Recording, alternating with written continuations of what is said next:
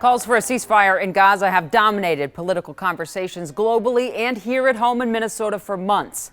After the brutal Hamas killings in Israel on October 7th, and the counter-campaign in Gaza continues to make a humanitarian crisis worse for Palestinians by the day. Despite President Biden's optimism for a temporary halt in fighting next week, if it isn't a permanent call for a ceasefire, it is not enough for many in our Arab American community. So much so that many have started a campaign, and first off tonight in Michigan's primary, to say no to Joe Biden and vote uncommitted.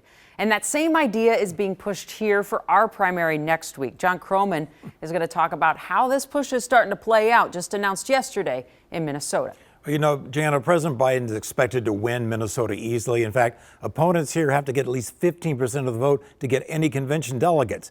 But we will be watching closely what percentage of Minnesota Democrats decide to use their ballot to make a statement about Gaza.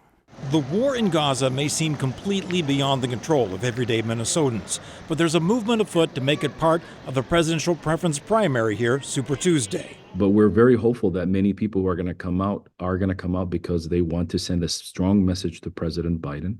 And that message is this war is untenable. If you vote in the Democratic presidential primary, you'll see one of the choices on the ballot is uncommitted. It's there to give you the power to send uncommitted delegates to a national convention. But on Super Tuesday, supporters of a ceasefire in Gaza are asking fellow Democrats to use that uncommitted vote to pressure President Biden. What we are doing right now is to stop the loss of human life. And the only way we can do that is to get a permanent ceasefire. And we're doing that by voting uncommitted next Tuesday. I haven't talked to a single constituent of any background who is okay with the devastation, who wants this to keep going unfettered, and who supports just an ongoing war with American unconditional aid. St. Paul City Council President Mitra Jalali supports the president on many matters, but backs this vote uncommitted movement. My communities don't have the luxury of none of this matters. They don't.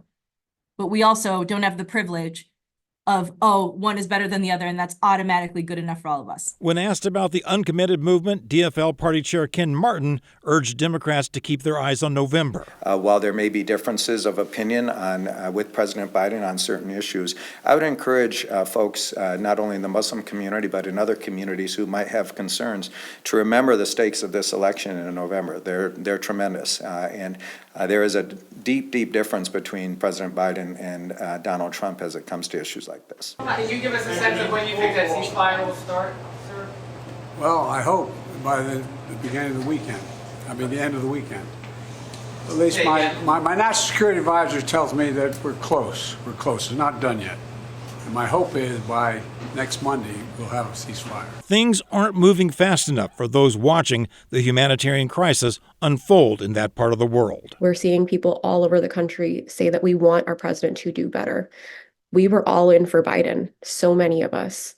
And this is the only way our democracy allows us to hold him accountable. Now, supporters hope a strong, uncommitted showing in Michigan will build momentum in all the other Super Tuesday states, including Minnesota. Now, some American Muslims have joined the Abandon Biden campaign, but Mitra Jalali says that she wants Democrats to stay in the fold, even if they do use their ballot, Jana, to send a wake-up call to the president. And those Michigan's results will be shown basically to the world and to the Biden team pretty soon. The polls close in a half an hour, right? That's true. Pretty soon here. Okay. Thanks so much, John Croman.